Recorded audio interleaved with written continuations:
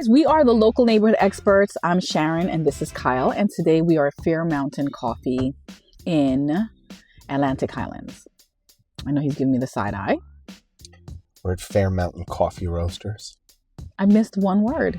Roasters? It makes a huge difference.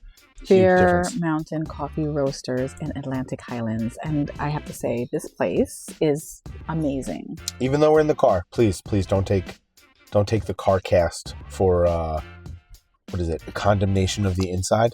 Yeah, the inside it's not a roaster. It's a roaster. It's mostly a roaster. So when you walk in, there's just a place it's really a grab and go. They do have some seating, but for us it wasn't conducive for us to have. They have 2 seats.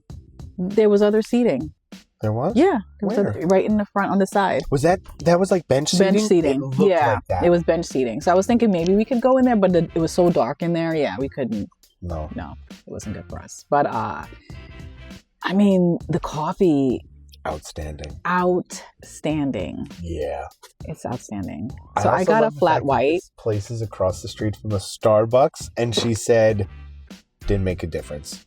There's a huge Starbucks with a drive-through, and we could see it right now where we are because it's really close to them. I mean, very close. You can see it. We're literally looking at it right now. You can see when the employees take out the trash. It's crazy, and that Starbucks being there has no negative results with them because they are such an established place, and their coffee, it's great, and they don't have a lot of selection in terms of like there's not a lot of that sugary stuff. There's not like the whipped stuff. But you're right. Yeah, there isn't. It's flat. It's the basic. They serve coffee. Yeah, they serve coffee. So it's nothing with whipped cream or nothing. There's nothing fancy. They're just sticking to. You're right. A really good cup of coffee. So I got a flat white, like I mentioned before, and this is amazing. Also, too, so we got it on. Whenever you see this, whenever you come and get some, you are probably going to have a different coffee than we do. Yeah. We're on a Honduras day. Oh. So every couple of days they change their beans. It could be a Dominican bean. It could be a Peruvian bean. It could be a Colombian bean. It's obscene. They have. I picked up a pound of Dominican beans. Mm-hmm. It's a light roast, so we'll see what the cold brew tastes like. It's just so much. There was a huge roaster that was going off right now. Yeah. They have buckets and bags of beans everywhere. Yeah. Everywhere. She didn't know the woman who helped us, she didn't know the exact amount of places that they distribute to. No. But a lot of places in Asbury. Yeah. Porta, mm-hmm. Oh man, I forget the other places she was talking about. There's you drink their coffee. You probably drank their coffee in a bunch of places. Never knew. Yeah, and we went and we got the food. This is from a gentleman called Justin, sorry. And it's called J. So his company is J Bakes. And it's so cute. It's little cookies. There was 3. We had one. We split one. Yeah. These raspberry lemon cookies, very good. Very good. Mm-hmm.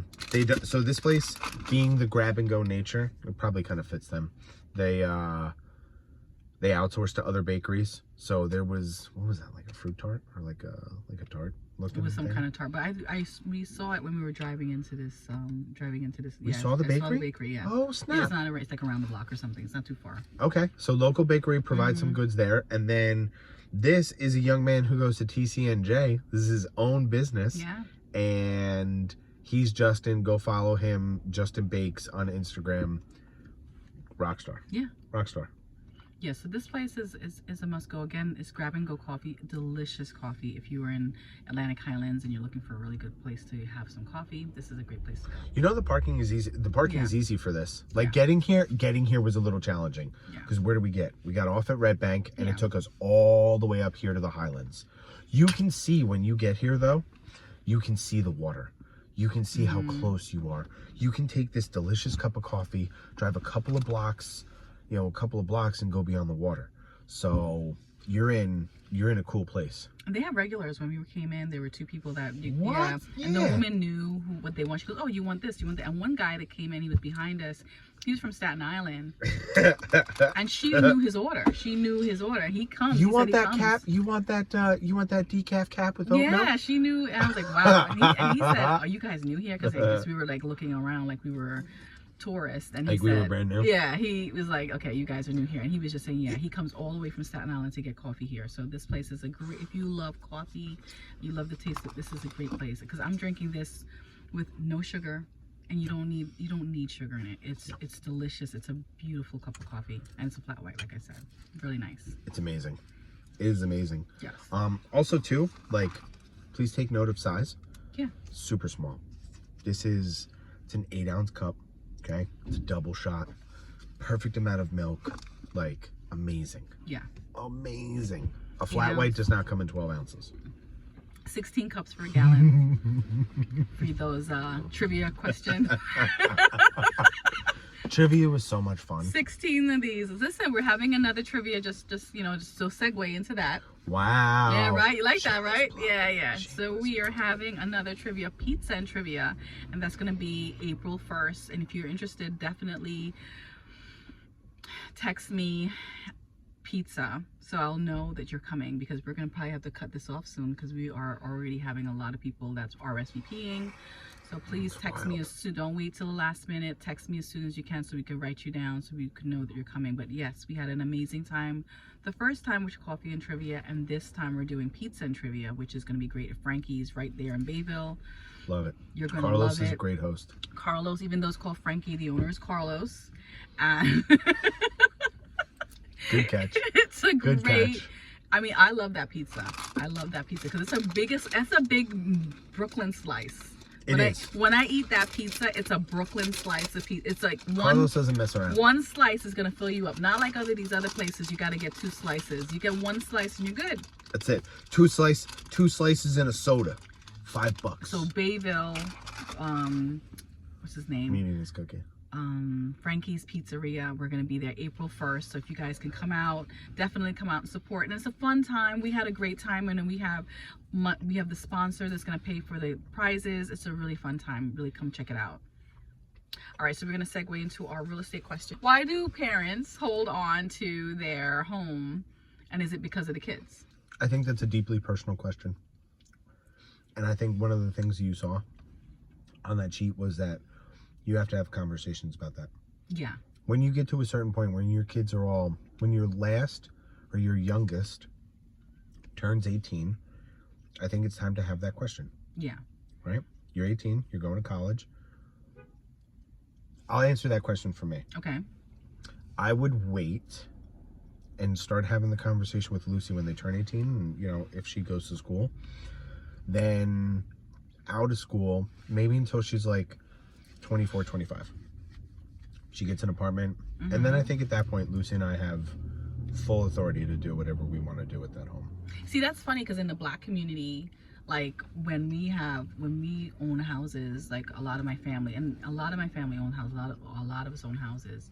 It was very like a sense of accomplishment, a sense of pride to have a house. And then you say you want to, as a part of your legacy, that was very instilled into my family structure. Like everyone kept their houses for their kids, so we all knew. I remember all of us that are our parents, like my parents are still alive, they all said like, we're gonna leave you the house, we're gonna leave you the house. And that was like almost like you knew that you were gonna be okay, that because eventually I'm gonna get mom's house. But now I've had houses, so but they still have that sense of pride, like you're gonna have additional generational wealth. So and that was a big thing for my family. So for us, that's why. But yeah, I get it. Like but nowadays you don't have to have those conversations. You have to have those conversations, you said, because you don't necessarily have to have that leave it for your kids anymore. Think about what I would be asking Scott. Right? I would be asking Scott, hey buddy, there's gonna come a point where I'm gonna want it. This is gonna be your house. He's looking at it. He has every right to look at it and be like, I don't want this house. But you know what? This house it's going to be, by the time that maybe he's ready for it, yeah, it could be an $800,000 house. I don't know if I want to saddle him with a house that size. Right, and as we've been saying, houses is such a big price tag with a house and a person in their 20s to have to deal with all of the maintenance of a house or the responsibility of a house. Maybe that's not something that he wants right now. Right. So it's a big, So now, and I understand holding on to it as an asset, an appreciating asset.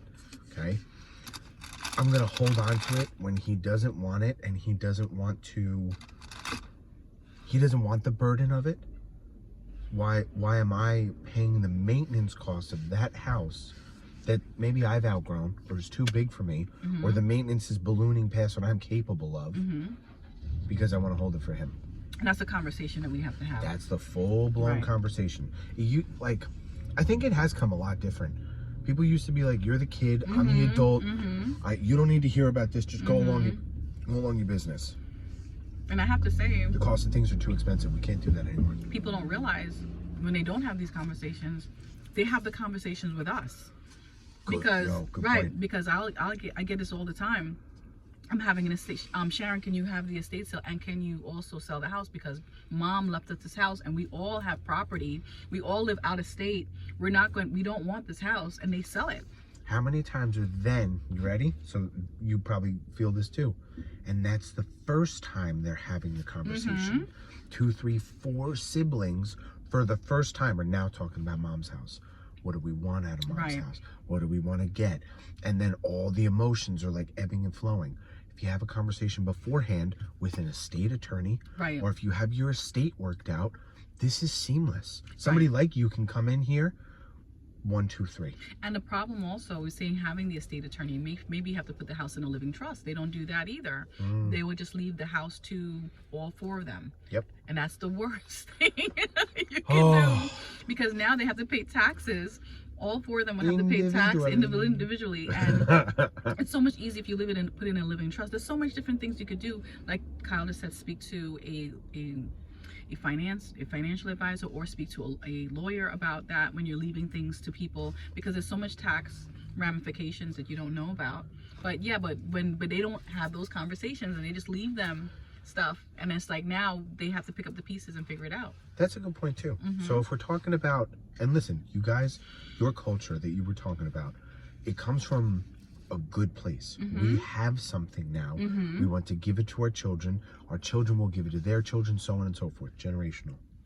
Part of that generational game is learning how to protect the value of that home when it trades hands. Even if you trade it to your child, you made a gain. Right? How do you protect against that? How do you mitigate the cost of that, so that when you do sell the house, all the work that mom or dad or your family put into it doesn't get taken by the tax man?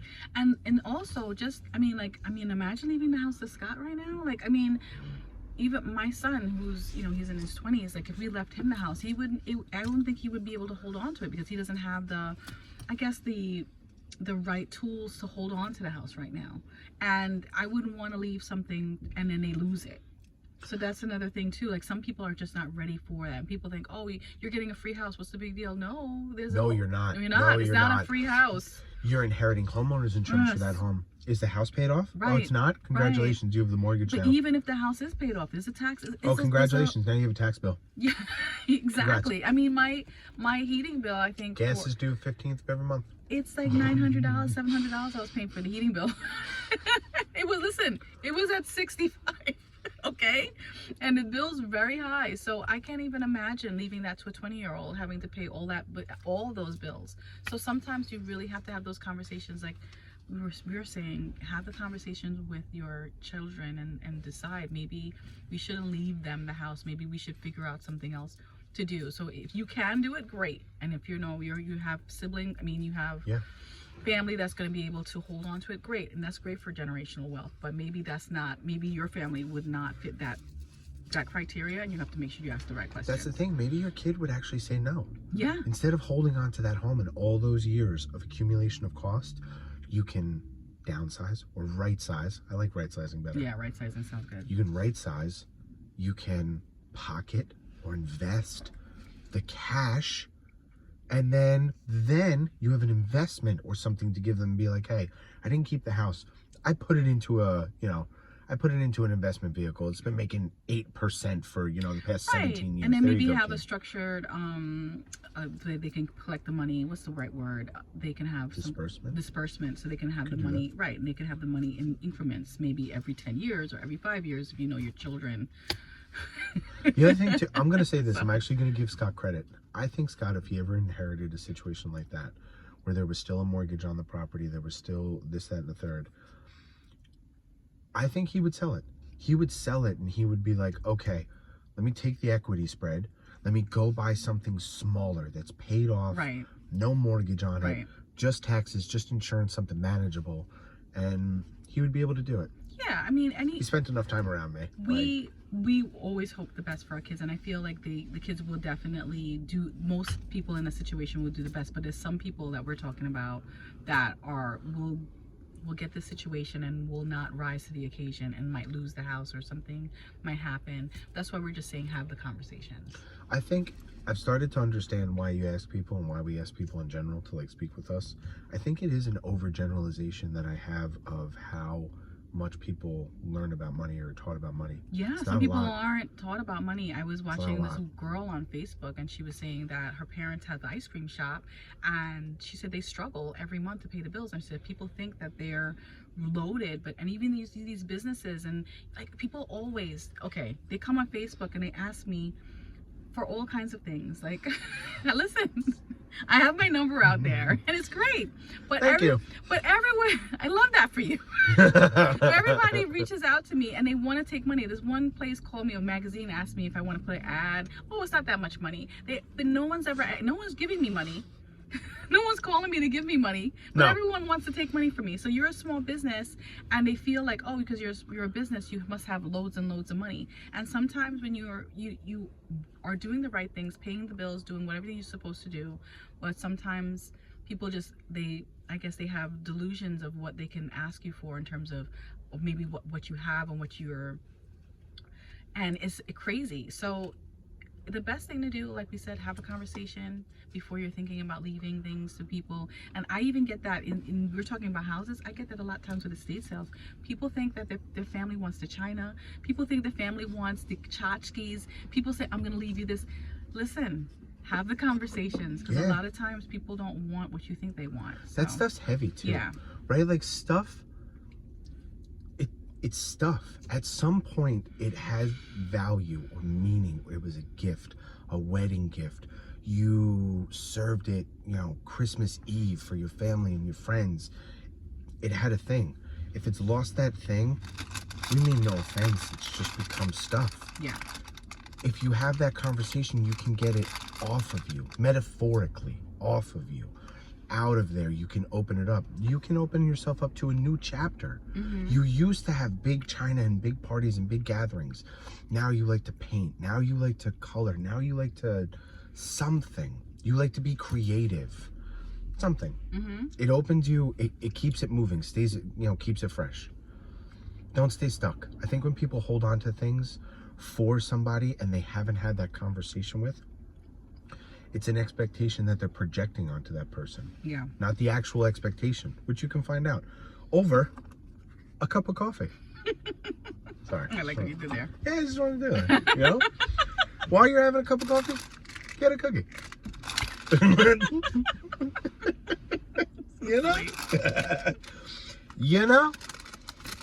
Yeah, but this definitely. A wired girl. I know. Wired. Great. Again, come out to Fair Mountain Coffee and Roasters. It's a great cup of coffee. Great cookie. You could come by and see the Starbucks over there.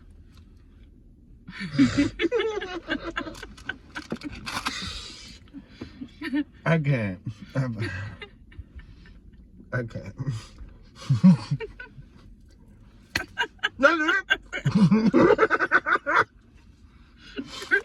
I'm not leaving on that. You're not leaving? No. That's it, we're done. I'm chewing. Fuck, it's a good cookie. It's a good cookie. Damn. All right, now we can go. Uh-huh. Okay, bye.